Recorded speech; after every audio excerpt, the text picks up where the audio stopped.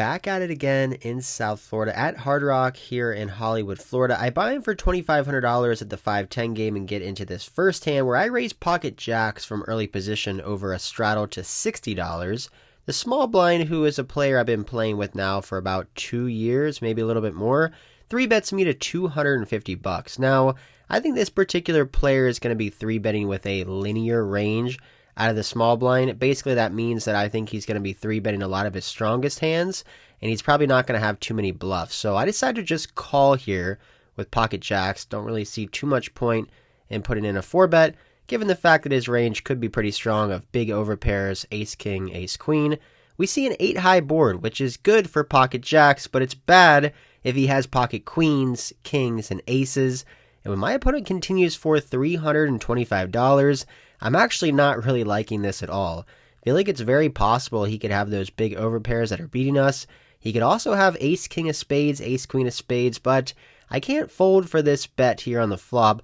I have to see what happens on the turn, which is the deuce of hearts. If he continues for a big sizing, I may have to hero fold my pocket jacks, but he slows down and checks. What was going through my mind at the time is that he's either going to have a big overpair in this situation or he's going to have a hand with 6 outs. I don't think he's ever going to be checking a flush draw here on the turn. I think he would be double barreling that. So I think he's going to have aces, kings, queens, or ace-king, ace-queen, ace-jack. So I decided to check back this turn card thinking that I don't want to get stuck into a weird spot if I bet, and he check jams all in. And the river cards is 7 of clubs. My opponent checks to me again, and I just snap check back, which I don't really like. I just felt like there was no way he'd have a hand that can call me. That was worse. But when he shows king 6 of diamonds for bottom pair, it really surprised me there. I guess he's 3-betting a little bit more hands than I thought, and I should have went for value there on the river, but sometimes you just play it safe with one pair and just take down the pot.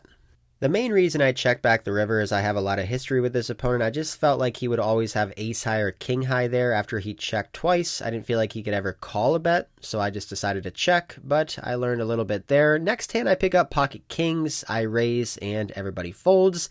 Hate to see that. Moving on to the next hand where the straddle is on, there's a button raised to 75, and I get aces in the small blind. I 3-bet to 300, and everybody folds again. About another hour after that aces hand, really nothing has happened. I've been super card dead. There's a raise in the hijack. I call on the button with king queen offsuit, and the straddle calls. So we're 3 ways to jack 10-7, 2 hearts. I flop an open-ended straight draw to the nuts and 2 over cards. I would say it's a pretty good board for me. When the action checks over to me, I debate checking here or betting. Given the fact that it is a very wet and connected board, I think checking could be fine because we don't really want to bet and get check raised, but I decided to bet out here $200, and unfortunately, we get the bad news when the straddle player check raises to $600. This is exactly what I did not want to have happen, which is why I think I could have just checked back there on the flop. Well, the hijack player folds, and the action's back on us. Well, we still have 2 overcards. We have an open-ended straight draw. Maybe if a heart comes off or a scare card comes off, I could potentially bluff. When this particular opponent check raises on this flop, I think he's going to have 2 pair like jack 10, a set of 7s, maybe sometimes a set of 10s. I think he would 3-bet pocket jacks pre-flop. It's also possible he could have a combo draw like 8x of hearts or 9x of hearts. But given this good price here in position, I decided to call for $600. And now this pot is brewing up here, and we see the 5 of clubs on the turn. A disgusting card. Doesn't help us at all. Doesn't give us any more outs. And when my opponent jams all in for $2,000, I just make the snap fold. I don't feel like I'm playing the best today, and I'm a little frustrated with myself. I'm also extremely card dead, really not getting too much going at all. I end up adding on to my stack a 5,000 chip, but the maximum here is 2,500. I didn't have time to get change because I looked down at pocket 9s. Well, low jack makes it 75, hijack calls 75. I call in the cutoff, button calls, small blind calls, big blind calls, and the straddle calls. 7 ways to the flop. I'm playing the max. It's almost like this is like a bomb. 2,500. All right, he's in for the max. I added the chip to my stack before the cards were dealt, so I'm definitely obviously playing the maximum here, but I just wanted to say it out loud just in case there was any kind of miscommunication. Well, 7 ways to the flop, and we flop the nuts on 9, 6, 3, 2 clubs. Finally, after hours of playing, I get a hand to work with here? Well, unfortunately, the action checks all the way to me. Obviously not going to be checking a hand this strong, and I want to think about what sizing I should go here. I could go 1/3, I could go pot, but I think just a half pot size bet could be fine as well. I really don't know what the optimal sizing here to go in a 7-way pot when you flop the nuts. Obviously not checking, so I decided to go $250, which is around half the size of the pot. This is going to be a very strong bet. I mean, a lot of the time I would just be checking back most pairs. I would be checking flush draws here. So when I bet into all these people, this is very, very strong. Well, the button folds, and now the small blind makes a very quick call. When the small blind calls here, I actually think he could have a monster. One, this player is pretty tight and conservative.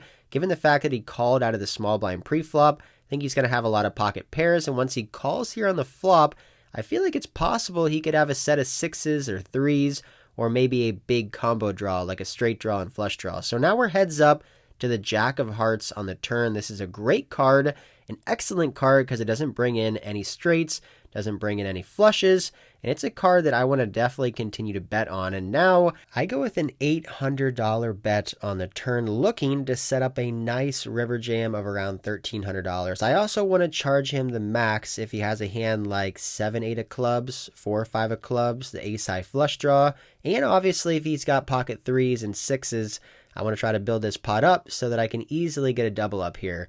Once he calls pre-flop and then just calls on this flop, I just don't think he's ever going to have anything but a big combo draw like a straight draw flush draw or pocket 6s and pocket 3s. And once he calls this $800 bet on the turn, I am just loving life in this situation.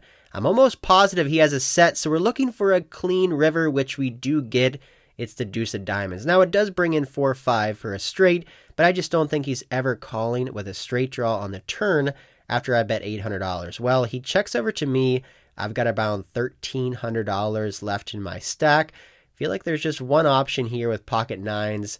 I go all in. Right after I go all in, my opponent lets out a long audible sigh and then starts thinking in the tank, which does surprise me here because I felt like he would have a very easy decision because of this river. He either got there with a straight with 4-5 and he would make the snap call. He either missed with a hand like 7-8 of clubs or ace-high of clubs and he would just fold right away, or he might have a set of 3s and 6s, which I feel like would just snap call this bet. So once he's tanking now, I start to think maybe my read was wrong on the flop, and on the turn, maybe he just has a single pair hand like pocket 10s, ace 9, king 9, maybe even jack 9.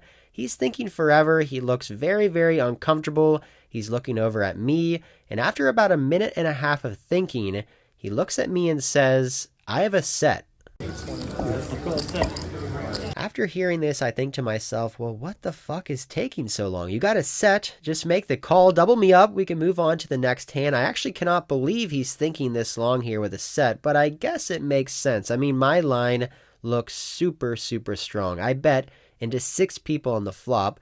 I then bet $800 on the turn and then shove for $1,300 here on the river. If he's got a set of 3s, I mean, he basically beats nothing here. It's possible I could have some bluffing hands like ace X of clubs or 7-8 of clubs. I mean, 4-5 got there as a straight on the river, which is definitely one of the bluffing hands I could have. So I guess he has the right to think here on the river. Maybe he just said this about the set to try to get a read off me. I'm just keeping my eyes on the board. I don't want to give anything away. And after 3 full minutes of thinking, my opponent folds. I actually do believe that he hero folded a set on the river, which is just disgusting. I mean, when you set over set someone on a run out like that, you should just always be getting the double up. And unfortunately for me, I set over set someone who is capable of folding a set to me, which is just extreme run bad. We should easily be getting another $1,300 here. I mean, not that many people in Florida are folding bottom set, but unfortunately for us, we ran into the player who did. Well, moving on to the next hand here, where Under the Gun raises to $60, and I have pocket kings next to act.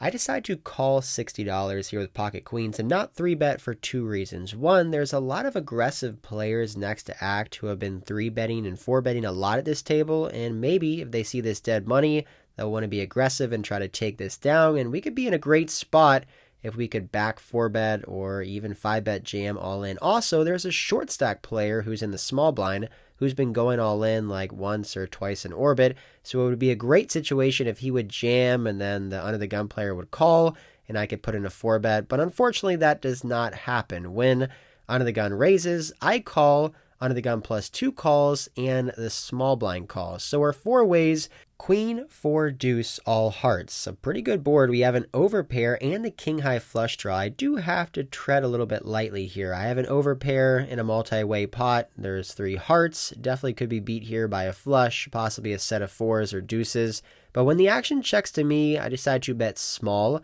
$100. Under the gun plus 2 folds. Small blind calls 100. And the under the gun player calls 100. So now we're 3 ways to the jack of spades on the turn. I actually don't really like this card. It can bring in 2 pairs, and it could bring in a set. It's definitely possible under the gun could have pocket jacks with the jack of hearts. Given the fact that I don't really have to protect from much because I have the king of hearts, really, there's not many bad cards I want to see here on the river. It's possible after getting 2 calls in the flop, someone could be slow playing a set or a flush. So when it checks to me, I decide to check this one back, and bink, 9 of hearts on the river. We make the second nut, small blind checks, and now the under the gun player who raised pre-flop, check called the flop, leads out for a big bet. 400.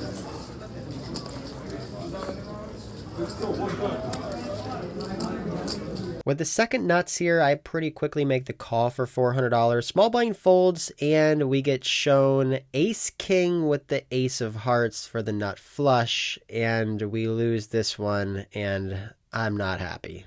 Even after years and years and thousands of hours of playing this game, I still get on massive tilt sometimes, mostly because I'm very competitive. I'm also very hard on myself. I hate when I make mistakes or misplay hands, and also poker is one of my main sources of income. So if I'm losing, if I'm playing bad, and I'm running bad, it's just a recipe to get on monster monkey tilt. Well, I'm super tilted at this point. So instead of staying here at this 5-10 game, which is full of a bunch of pros, there's no more recreational players at this table, I decided to take an hour-long break, drop back down to the 2-5 game, and hopefully cool down, get myself back ready to play some of the higher stakes. My very first hand at 2-5, there's a button open to 15. I have ace-queen offsuit in the small blind and 3-bet to $60. The big blind cold calls $60 here. Cold calling a 3-bet, interesting. And then the button makes the call as well. So we're 3 ways in a 3-bet pot with ace-queen, and the flop comes out queen, 10, rag. We flop top pair, top kicker. I bet out small, $75 here. Now the big blind raises me to $250. It looks like he's only got about $400 left, so I jam all in. He makes the call. The board runs out with a jack and another jack, and he's got aces. Wow, that sucks. I flop top pair, top kicker in a 3-bet pot. He slow plays aces by just cold calling pre-flop, and he ends up winning the max. So I drop back down to 2-5 to try to relax and de-tilt, and I end up tilting even more, losing $800 on my first hand. I decide to just take a break in general. I go over and sit for about an hour or so, and then head back over to the 5-10 game where I play one more hand where I get it all in with top pair and a flush draw versus the ace-high flush draw. I end up holding here to win around $1,000 pot, and then after that, I've been playing for a while, I end up calling it a night. Back over here to the classic outro spot at the Hard Rock. It's around 3:15 a.m. I played a long session today, like 7 or 8 hours, which is a long session for me, but I had to do something today that I haven't had to do for a while, and that is take a long tilt break. I had a couple things going on. So one, this month of February has been really bad for me. I'm down like $12,000. Yesterday, playing 5, 10, 25, I lost $7,000.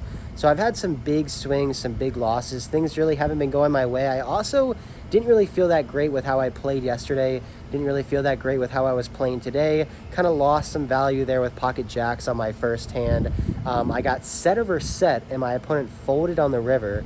So that's super tilting that I was up against the one guy who could find the hero fold with bottom set when I have set of 9s. And then that last hand, kings versus ace king, hitting the second nut flush, my opponent hitting the nut flush, went over to the 2-5 game and lost $900, ace queen to aces. It was just too much. I had to take a big break.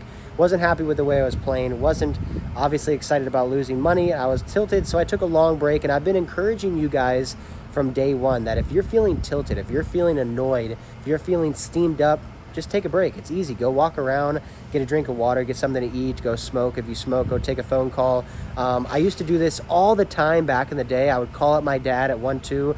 Oh my God, Dad, I just lost with aces. I lost $140 with aces. I would call him up all the time and complain. It's funny to think back now, how tilted I was. Obviously, I've been able to outgrow that a little bit now. Now that I have a bigger bankroll, I've been through the swings more. If I had to take a big loss or a big bad beat, I'm usually able to just keep playing. But today I just felt super tilted. So took a long tilt break, came back, felt a little bit better.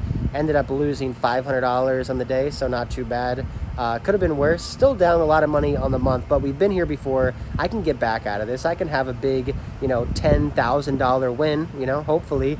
So for the month of February, I'm going to be staying here playing poker in Florida, traveling around a little bit. And then the month of March, I'm going to go off and travel to other states. Not really sure exactly where I'm going yet, but hope you guys enjoyed this one. Please like, subscribe, comment down below, and until next time, I'll see ya.